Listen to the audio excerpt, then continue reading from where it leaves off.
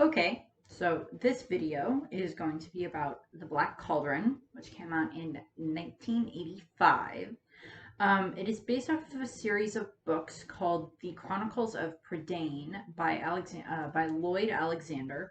The books are just basically an idea of explaining Welsh mythology. So, probably some references to King Arthur in there at various points. Um, there is a sword in the movie, so I brought out this sword. Um, I brought out this other sword that I found in my closet that I forgot that I have, and I've added a new bunny. So it's Lent here, so we're gathering up bunnies. At whatever point in time this airs, I don't know if it'll still be Lent. We'll see. Um, if not, then you'll get an idea of when I did this video. So, as I said, Black Cauldron. Unfortunately, it's not one of the highest rated Disney movies. Unfortunately, it's actually one of the lowest ones.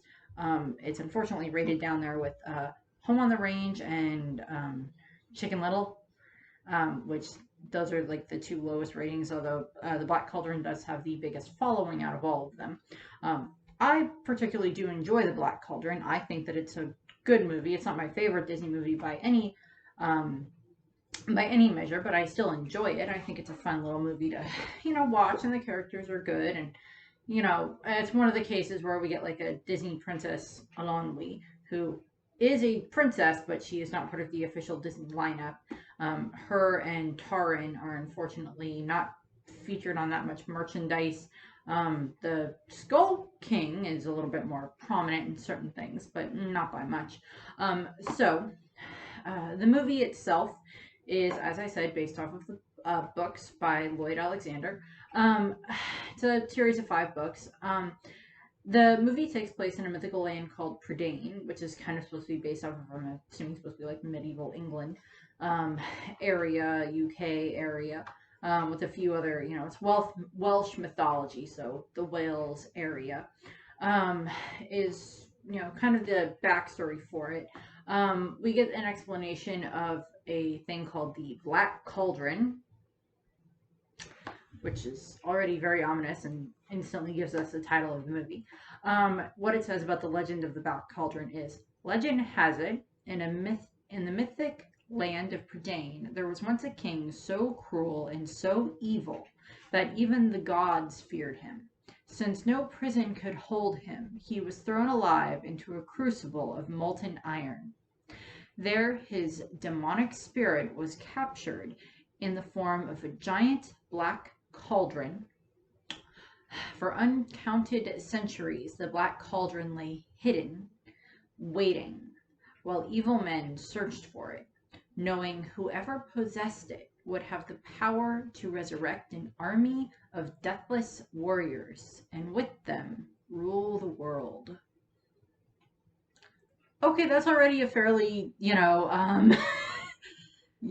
already a fairly, dark and ominous way of beginning a Disney movie, I'd say. Um, right up there with, Tarzan's parents, getting killed by a leopard, and, a few other snippets here and there that are rather dark references at the beginning of Disney movies. But, that's, I don't know 100% how, I don't know. The movie's obvious. The movie obviously does not follow the books perfectly. Otherwise, the movies, like the Harry Potter books, if the movies perfectly followed the Harry Potter books, they would be a lot longer. Some people wouldn't mind that. Some people would. I'm in the camp of I'm okay either way, but whatever. But we're introduced to a small farm where we meet Dolbin, who is just he's a pig keeper. He's a fit pig keeper farmer type thing. He has a apprentice who is named Taran. This is Taran. And Taran very much daydreams about being a knight, a warrior for Prydain. Probably a very common dream among young men at the time. He's very, he doesn't like being the assistant pig keeper, as he keeps getting called throughout the course of the movie, as he keeps calling himself as well. I'm like, you might want to move on from that. But we find out that the pig that they are in charge of keeping an eye on, Henwin, has the ability. This is Henwin. The pig is sassy. I like the pig in this movie. It is very sassy. It's like they try to feed it. It's like, I ain't eating that. That looks like horrid slop, and like other things like that. Where she's just like, yeah, Or it's like she gives Taryn attitude a lot of the time, and I love it. She's just so good. She's just so funny. I love Henwin. But we find out that Henwin has the power of visions. She can create visions using water. And we find this out because Dalbin shows this to Taryn, because Taryn didn't know this. He just thought that Henwin was an ordinary pig that got to be treated rather well for a pig, I would assume. And, you know, it's like, well, we're not going to raise the pig to eat it, but we're going to keep it around. It's never explained how Dalbin knows about Henwin's power, but he does. And he shows this to Taryn, that, you know, she has to look into water, and there has to be like this chant or something that's said. I don't remember exactly what it is, but then it allows you to see what the pig is has a vision of. And they find out that the Horned King, this guy, is looking for the Black Cauldron. We don't really get a whole lot of explanation as to the Horned King. He's just a very demonic type king. I'm assuming he's probably not human, given his appearance. I highly doubt that he's human. He's like Skeletor's ancestor, maybe. I don't know. Yeah, let's throw in a He-Man reference. That was another kid with a giant sword. Someone else with a giant sword and ambition. And a girl that could kick his butt. Dalbin sends Taryn out and says, okay, so you have to take Henwin and flee, because we can't have the Horde King finding her, because then he'll find out about her power and, you know, use that to find the Black Cauldron and then, you know, destroy the world.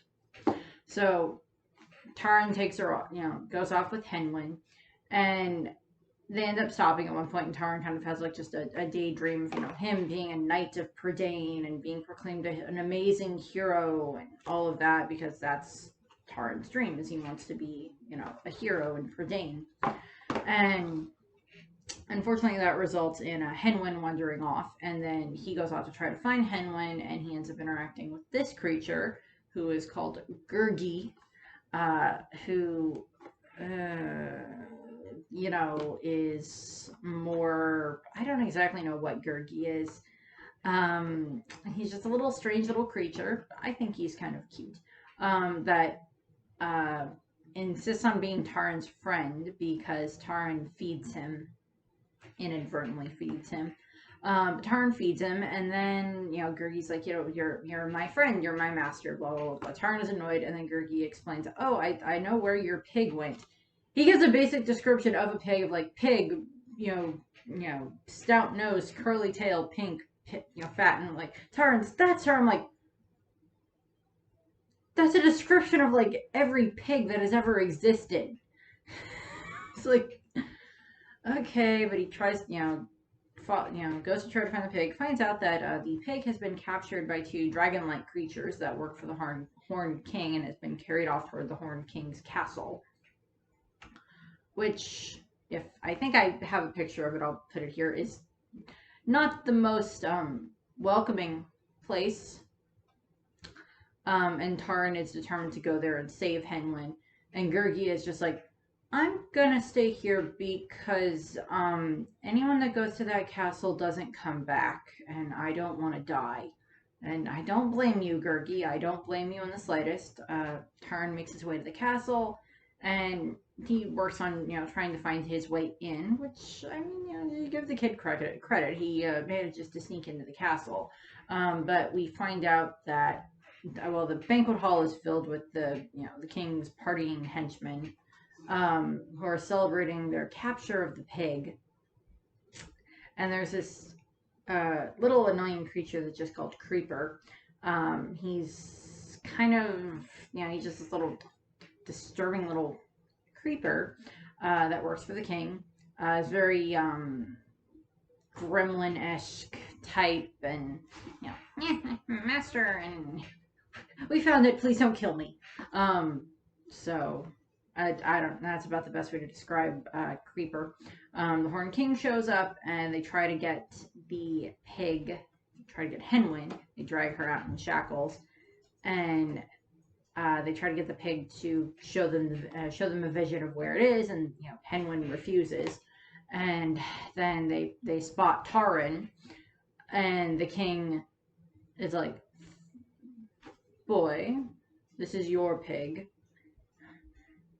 And he uses a great word to describe the pig, and I cannot remember what it is off the top of my head, but it's like one of those words. It's like one of those words where if you play that word in Scrabble, you're gonna win, because it's like, what other word are you gonna come up with that uses?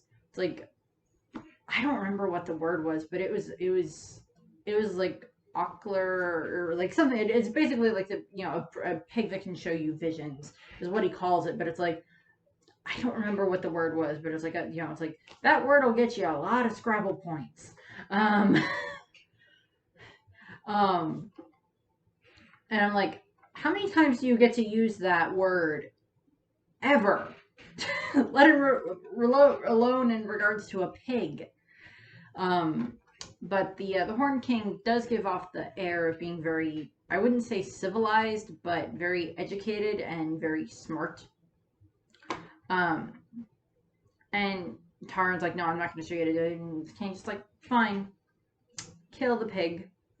It's like, well, if you're not going to show me how to make the pig show me visions, what use do I need it for? I'm in the mood for bacon. And you know, they're about to kill Henwin, and Taran's like, fine. I'll show you how it works. And he, you know, they bring over, you know, he brings Henwin over to the pole, and he, you know, makes sure to show the vision of where the Black Cauldron is. And, you know, and the king is very pleased by this, but that it doesn't quite give them the exact location, because, you know, it's like, it's somewhere, but I can't show you exactly where, type thing. So he's angry. He has Taran. He's gonna have Taran and the pig thrown into the dungeon or kill the pig, but he, or the pig, the vision gets interrupted before he can find out where the Black Cauldron is. And Taran ends up grabbing Henwin and ends up running, and he almost escapes, and he ends up getting, he gets to the point where he gets onto the ramparts of the castle, it's a rundown castle, and he like throws Henwin over the side into the moat so she can escape. But Taran is still captured, and then he's thrown in the dungeon. And he's brooding over his failure. And then, you know, the rocks in the floor move, the cobblestones on the floor move, and in comes this girl. Well, first in comes this like little glowing light.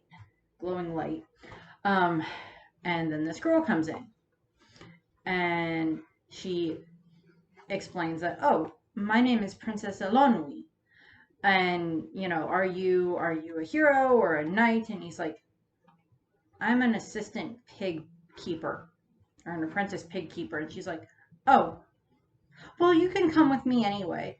We're trying to find our way out of this castle, because the Horned King thought that my bauble, this glowing orb of light that she has with her that floats around with her, and I guess it's supposed to be like her guide, thought that it could lead him to the Black Cauldron, but it couldn't, so he threw us in the dungeon. I'm like, okay, wouldn't it have just been wiser for him to just kill you and break your orb? I'm like, that, I mean, it's like, if you're the Horned King that doesn't care about, you know, whether it's someone is no longer useful to you, lives or dies, wouldn't you just want to kill them? You know, I would just think that would be the case, but, you know, that's me. That's just the way my brain would work if I was like a villain in one of these, you know, in one of the cases in these movies. It was just like, just kill the person so they're not a threat to you later on down the road, but, you know, whatever. And Taran goes with Elonui, and they start making their way through the castle to escape. And they come across a burial chamber in the bottom of this castle. And Elonwy says, well, this must have been built, or this must be the burial chamber of the king who built this castle. Because the castle is quite old, and the burial chamber is covered in like cobwebs and dust and everything. So it's like you can't really tell too much. It's supposed, it's supposed to be that the Horn King took over this castle at some point. I don't think it's supposed to be a King Arthur reference to this castle because, yeah, there's a sword there, but it's not claimed to be Excalibur or anything like that. It's what happens is Taran goes over to the crypt or the tomb, the sarcophagus, the coffin, and he like looks it over and he like dusts off part of the sword and he sees it at the sword and he picks it up and he's like, oh, this is coming with me. It's going to be helpful. I know that, but it's like, we know that it's going to be helpful, but he takes it with him. It's a good sword. It's not quite like this, but it's kind of a broadsword-ish type. And he takes that with them, and she's like, why did you take that? And he's like, well, the dead guy's not using it. I'm like, okay, technically he has a point. And then they're making their way through the rest of the dungeons, and they come across another cell where a minstrel, Fluter Flam, this guy, is tied up, well, chained up, shackled to the wall. He is a minstrel, he has a little harp, and anytime that he lies, the strings on the harp pop, like dislodge themselves. And he is cursed, apparently. I don't know. That wasn't really brought up in the movie, but apparently he was cursed. Just for funny reference, this is what his name is. This is how you spell it. Fluter Flam. FF. FF. Okay, whatever. I've seen words written in Welsh, and I look at that language and I'm like, I have no idea what that says. I don't know how to pronounce that, so we're just going to move on. They free Fluter by knocking out the guard, and they start to make their escape. And while they're on their escape, what ends up happening is the sword ends up lighting up I wouldn't say lighting up it doesn't light up like a lightsaber, but it starts to kind of glow. And it seems to have a bit of a mind of its own because it helps them fight off several of the guards that are coming after them. And then when they're kind of pinned to the gate, the drawbridge gate, Elonwy's like, use your sword, and he, the sword lights up and he whacks some of the chains that result in the drawbridge coming down so they can escape. And they start making their way back through the jungle, or back through the forest, woods, whatever. And while they're stopping for a moment, what ends up happening, they're stopping for a rest at one point, they end up finding, what ends up happening is Gurgi comes along, and, that doesn't, Gurgi kind of attacks Fluter. But before that, there ends up being a confrontation that happens between Elonwy and Taran because so Taran's claiming that he's the only reason they escaped, and she's like, if I hadn't come along with my bubble, you would have still been sitting in that dungeon. And she does this whole thing of it's like girl, and it's like what she yells at him is basically the quote that I'm going to use at the end of this video, because she's like, you're a girl, what do you know about swords? And she's like, well, the sword's the one that did most of the work to get us out of there. And he's like, but it's my sword. And, they get angry at each other and they fight. And then she kind of wanders off. And then Taran, I'm assuming rather quickly realizes, okay, yeah, no, I should probably go and apologize because that was rude. So he goes off. He goes after Elonwy to apologize. And they make up, and, they kind of, a bit of a joke, but they end up, making up. And then they hear Fluter kind of shout, and they go over and they find Fluter being attacked by Gurgi.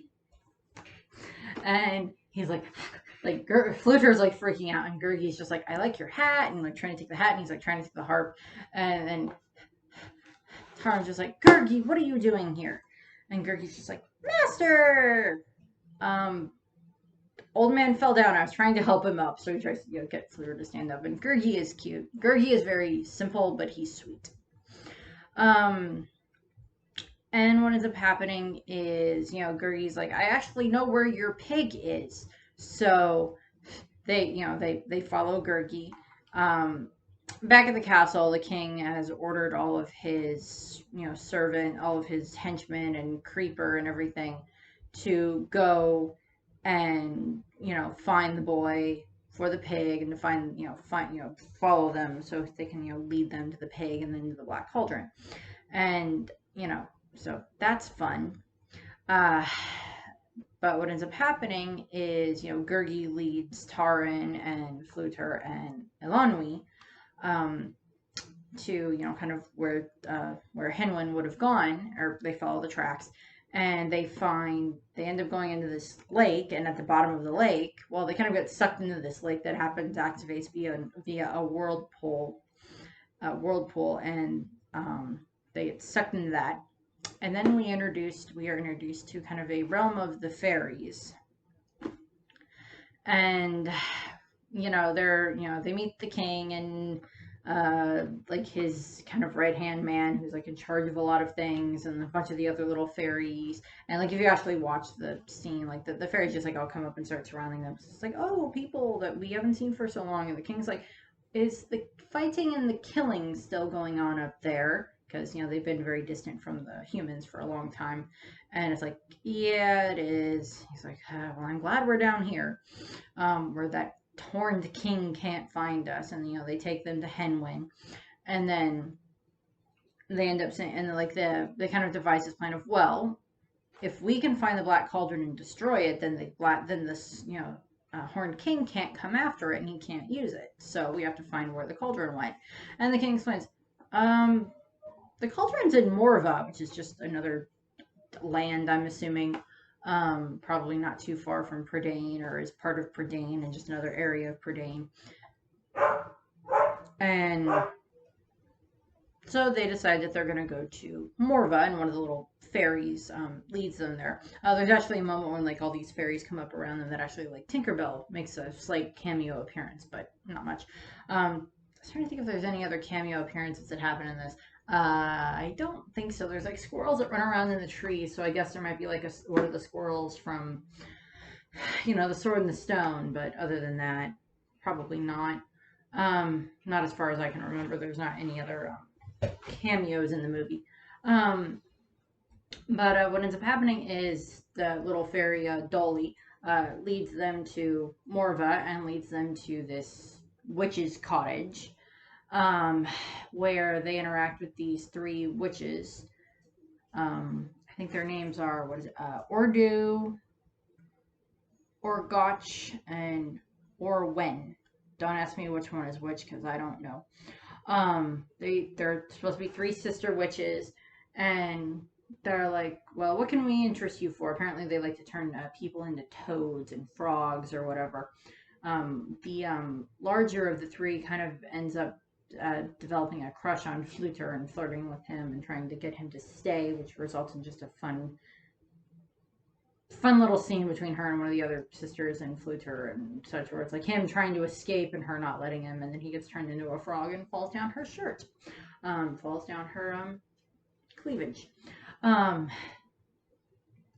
But they're like, well, what are you here for? And they're like, well, we're here because we want the Black Cauldron. It's like, sure, we can't interest you in something else. And like all these other pots and pans starts coming out, and they're like, no. And like the sword comes to life and then starts slicing up all of the pots and pans and everything. And that gets the I don't know if it's the older one, but it gets one of them very interested in the sword. And they're like, okay, we'll give you the cauldron if you give us the sword, or if you give us something, because we make deals, we trade, we barter. And what ends up happening is they're like, okay, well, we'll trade you this, if you trade us the sword, we'll give you the cauldron. I think, I don't know if there's supposed to be a full mention of like they're like a reference to like the three fates, as in like from Greek mythology. But they're witches, which are a rather common thing in Welsh mythology, and English mythology, and that area of mythology, they're a rather common thing there, where there's always like witches that hide something, or you have to go to them and get something, or kill one, or make a deal with one, or some stupid person made a deal with a witch, and now if we're gonna go down the route of Brave, now they're turned into a bear, or their mother gets turned into a bear, but that's quite a ways down the line before we get to Brave. But so they make the deal, and Taran gives up his sword, and they get the Black Cauldron, and they're like, okay, well, how can we destroy it? And the witches are like, you can't destroy it. Its power can only be contained. And they're like, well, how are we going to, stop the Horned King from getting it? And I was like, the witches are like, oh, that ain't our problem. That's your problem now. It's your cauldron. And, and the Horned King shows up. And, the Horned King shows up because he's been following them. And they take the call, and he takes the cauldron, and he takes it back to his castle, and he has all of them as,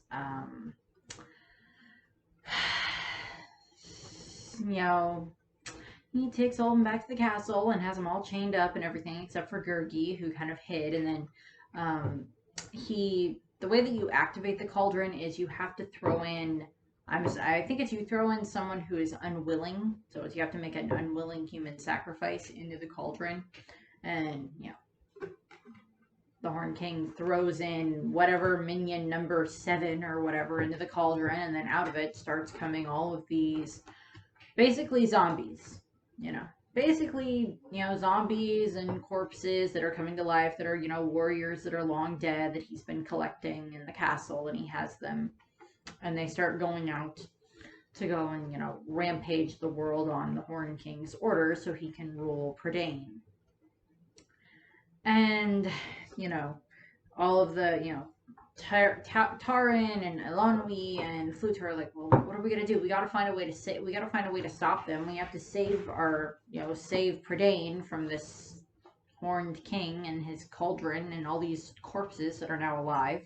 Like, well, what are we gonna do? I don't know. What can we do? And they're just like, we don't know. The witches, after they give them the cauldron, explained it. You cannot destroy the cauldron. Its evil and power can only be contained. And the only way that you can do that is by someone willingly sacrificing themselves to the cauldron. So it's, the way that you activate the cauldron is someone who is, unwillingly sacrificed into the cauldron. And then the way that you reverse it is someone has to willingly give up their life and jump into the cauldron. So I'm like, okay, that does not sound like a good deal, but, I'm not the one with the giant cauldron that can bring the dead back to life. But, it's kind of the whole give and take, unwillingly, you're unwilling to, you willingly sacrifice someone to accept yourself into it, and then if you're the person willing to sacrifice yourself into it to stop it, then, kind of, I'm assuming it's like the whole pure of heart thing, although it's not stated that. I'm assuming I'm assuming by that logic that it's like, it doesn't matter if you're pure of heart or if you're a horrible person, if you willingly jump into this cauldron to stop it, it's gonna stop. Because, the Horned King sacrificed whoever into the cauldron to activate it. And then, what ends up happening is, Taran is ready to jump into the cauldron.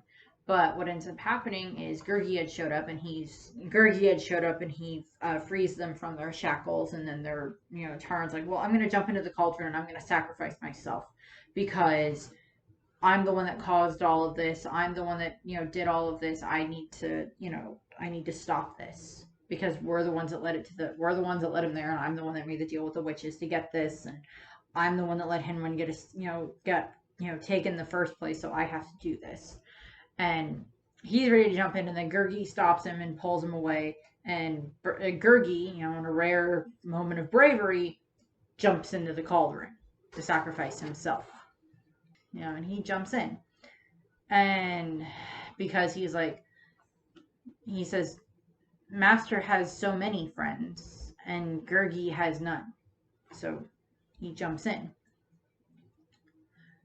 And what ends up happening is,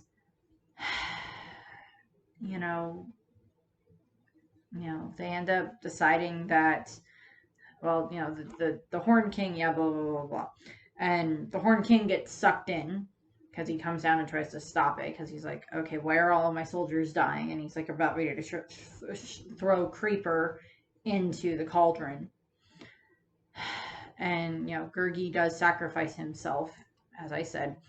And what I mean by the fact of, I don't think it matters necessarily whether or not you're pure of heart to jump into the cauldron, because, you're going to probably have to be at least some form of evil if you're going to sacrifice somebody else to this cauldron. Because if you're going to sacrifice someone into the cauldron that didn't want to be thrown into the cauldron, that's one thing. But if you're willing to jump into this cauldron to stop it, knowing that you're going to die, knowing that you're probably not going to be making it out of this, but it's going to stop, all these evil and dead things from coming out, but, and your friends are going to be safe, you're going to be dead, I can see, that would make you a better person than the person that, sacrificed someone into the cauldron. I would agree with that. But, by that logic, even if you're like a very, very horrid person, but you don't want to see the world destroyed, or you don't want to see your friends get hurt by these creatures, and you jump in, that still results in the same outcome. Gurgi did it because he wants to save his friends. He wants to save Taran and Elanwi and Fluter.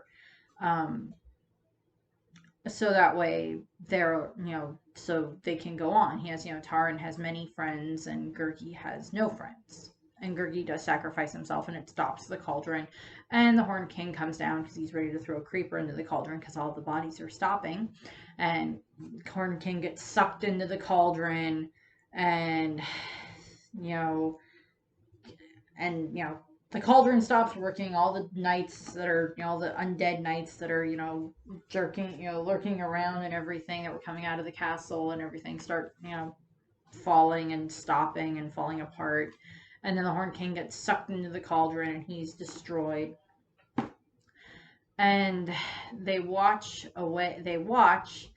as Creeper flies away. Well, Creeper doesn't get any form of punishment at the end of this. He flies away on like the weird dragon-like creatures. Flies away on those. But Taran and his friends are very, very upset and sad because now Gurgi's dead. The cauldron's off, but Gurgi's dead. And the witches appear, and they're like, yeah, we'll just take the cauldron off your hands. And Fluter's like, oh, no, no, no, no, no, no, no. You make deals. You make bargains. You can't just take the cauldron because it's ours. So, let's make a deal. And they're, one of them's like, well, we'll give you back the sword and we can have the cauldron. And Taran's about ready to take the sword. It's right in front of him. And he's like, no, I don't want the sword. I want Gurgi back. And they want them to, trade the cauldron for Gurgi's life. And they're like, oh, we can't do that. And like, then Fluter just like blows up, and it's like, you just claim to have all this power. You really don't have all this power. That's all you do. You brag and brag, brag. You don't have this power. And then of course they get kind of, angry, and then they, they scoop up the cauldron, and then Gurgi comes down. Lifeless Gurgi comes down and, in the cauldron's place, and Taran takes Gurgi, and they're very sad because they at least have his body back, so I guess you could bury him, but Gurgi wakes up, and they're all happy and ecstatic, and, and they're all just, oh, yay, Gurgi's okay, Gurgi's awake, he's not dead, and everything, and they're all happy, and Gurgi, Elanwi comes over to hug Gurgi, and Gurgi kind of like got one arm on Taran's shoulder and one arm on Elanwee's shoulder and then just like pushes them together and makes them kiss, which I just think is so funny. Makes them share a kiss. And then, you know, all of them head off, probably to find their way back to Dolben's farm. Dolben and Dolly, who is a little fairy thing. This is Dolly. I don't remember if I showed a picture of him or not already, but this is Dolly. And then Henwin are all watching via Henwin's vision powers that Tara is on his way home. And, you know, agree that Tara did great on his first adventure. Sure, he wasn't the hero. And that's basically where the movie ends. I don't know much else about the other books that go along with the movie. I don't, obviously by the fact that this is the only prop that I have for this movie, I don't have anything that looked like Gurgi or that would work for this. I have like a glowing light in the background. That's about it, but that's always there. I don't have any books for the Black Cauldron. I don't know if they ever did print one or not. They might have, I'm not sure. But I mean, yeah, unfortunately, it's not one of the highest rated Disney movies. It's not one of the most popular. I do like it. I like it quite a bit more than, you know, I don't like Home on the Range at all, and I don't like Chicken Little at all. But I like, you know, I like The Black Cauldron. I think that it's a good movie. It is definitely on the darker side of Disney movies. I'll definitely give you that. For the critics of the movie, it's definitely on the darker side in regards to what they show. And there's actually a few bits where they actually have deleted scenes where it shows a lot worse of what happens in the movie. A bit more gory than what actually ends up in the movie. In regards to the cast of the movie, there's not really a whole lot to say about the cast. I would say that the most prominent member of the cast was actually the gentleman that voiced the Horn King, which was John Hurt. He was Ollivander in Harry Potter. He played the War Doctor in Doctor Who. He's been, I believe he was the dragon in Merlin. He's been in so many different British shows and, you know, just other shows in general. And he was so, you know, he did a perfect job as the Horn King. I mean, Black Cauldron is unfortunately not referenced in a lot outside of the movie itself. I mean, I looked at stuff and they don't even make any references to it in Once Upon a Time. I mean, except like maybe the whole, you know, the three witches, you know, Rumpelstiltskin is raised by three witches that's been thread, but they're a reference to the fates that, you know, Rumpelstiltskin was raised by the fates to teach him how to, you know, he spins gold that way. And then we have, you know, the three witches that, you know, they make a deal where you have to give up something in order to get something. Is possibly also, you know, Rumpelstiltskin might be a reference to that, you know, he had, you know, that when you make a deal with Rumpelstiltskin, you either owe him something or he will take something from you for part of the deal, depending on the circumstances. So that might be a bit of a reference there, but there's not a lot to it. As I said, there's not really a whole lot in regards to any of the other characters in the movie. You know, not really. You know, I know there's not a lot of other, you know, there's not a lot of other big name characters or big name actors in the movie that I'm familiar with. And if I'm wrong, I apologize, but you know, there just wasn't. The movie itself, you know, typical thing for Disney, you know, some of it's, you know, the whole thing of, you know, some of it's hand-drawn, and then you move into where the cells are transferred and everything, so it's probably not a whole lot different than a lot of the other movies. As I've stated, Elanwee is not part of the official Disney princess lineup, although she follows the thing of she's a princess, her parents are dead. She, you know, kind of was a heroine in the movie, because if she hadn't shown up, then Taran probably would have been, you know, kept locked up in the castle. And the Horn King probably would have searched for Henwin until he found her, and then, you know, probably either just, you know, killed her and then found some other way to find the Black Cauldron. But Elanwee is rather, she doesn't really do too much where she, like, brags about being a princess, which I like that they didn't have her be that kind of a princess, where it's like, oh, well, I'm a princess, and I mean, she brings it up a tiny bit, but she doesn't, like, lord it over Taran or Fluter or Gurgi or anything like that. She kind of uses it when it's a little bit of more of like, I am a princess, you can't do this to me, in regards to, I would guess maybe in regards to the way that like the witches treat them. Or, the Horn King locked me up in here, and, hey, she got out of her cell on her own one way or the other, so, you give her that. Um, it's not too much. Um, the Horn King, and I think, well, the Horn King I know makes an appearance in House of Mouse. He just, here he's shaking Donald's hand. He pops up in the background of one of the different episodes. There is a House of Mouse a movie that's called Disney's House of Villains, where a bunch of the villains take over the House of Mouse. The Horned King is shown in the background of that movie, but this is a movie, is shown in the back of that movie, or in the background of the movie, but he's not one of the villains that takes over the house. It's like Hook and Hades and Jafar and Ursula and Cruella de Vil and some of the other more, prominent Disney villains at the time, but the Horned King wasn't one of them.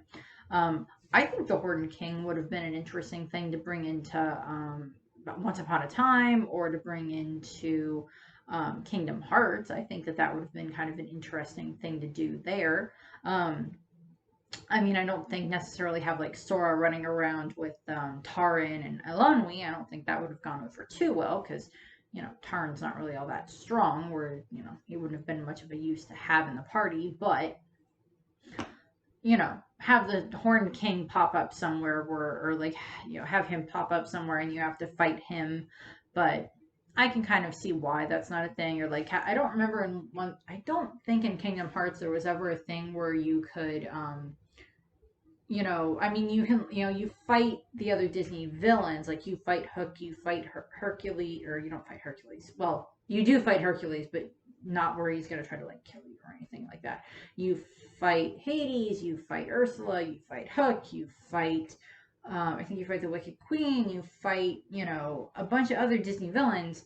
But I think it would have been interesting to have like, not like a battle royale thing, but like where you can go and like pick which one you want to fight at like some point in like Kingdom Hearts 3 maybe, or whatever, where you can pick whichever villain you want to fight. Like, oh, I want to go up against, the Horned King, and, and then like fight it in like a stadium type thing, just to, as something else to fight against. You beat the Horned King, a couple of times, and then you get like, each time you beat it, you get certain things, or you get like a sword that you can give to, well, it wouldn't be a sword necessarily, since Sora uses Keyblades, but I don't think they could warrant having a Keyblade based on the sword from the Black Cauldron. Or, have the Black Cauldron pop up somewhere. The Horned King and the Black Cauldron are in the Disney parks, but not too much is there beyond that. As I said, Taran and Elanwi are unfortunately not featured on that much Disney merchandise. They're featured on some, and I think they're a cute couple. I mean, they, Gurgi makes them kiss at the end of the movie, but there's not really anything else that says, oh, they're going to be a couple down the line. I don't know. I haven't read the books. I might just read the books at some point. Just say, oh well, I've read the books and I know the differences here between the books and the Black Cauldron, the movie, and so I don't know. I don't know if like in the books. I don't know. I didn't look up to see if like in the books Elanwi and Taran get together, or if like they find Elanwi's, the kingdom or whatever it is where she's from. Like, is she the princess of all of Prydain, or is she just like the princess of part of Prydain, or whatever? It's never explained, but there's not a lot of side stuff that comes out of the Black Cauldron, unfortunately. As I said, I enjoy the movie. It's not really it's not a musical. I don't think there's any singing in it as far as I can remember. But there's not really too much there in regards to anything else beyond that. And I know I'm repeating myself a little bit, but it's true. Wish there was more, but there's not. I know that it probably wouldn't have resulted in like a sequel or anything like that, but I may read the books at some point. Let's see, the next one on the list would be The Great Mouse Detective, which, again, not a whole lot outside of The Great Mouse Detective that goes on with that, so that'll be another shorter video. And recording this is about 45 minutes long. It'll probably be a little bit shorter than that once I get it all edited, but we'll see. My editing software is a little on the fritz, so hopefully I can get that fixed, but we'll see what happens. for everyone that's been watching the videos, I do very much thank you at this point. Since I haven't done that yet, I should thank you for whoever's been watching the videos. I hope that you've been enjoying them. But that's about all that I got for this. The quote on the end of the video is going to be when Elanwy kind of chews out Taran, which is just funny in my opinion. But that's what we got. I hope you have a very nice rest of your day. I hope you liked the video, and I thank you for watching. Bye. Girl, if it weren't for this girl, you would still be in the Horn King's dungeon.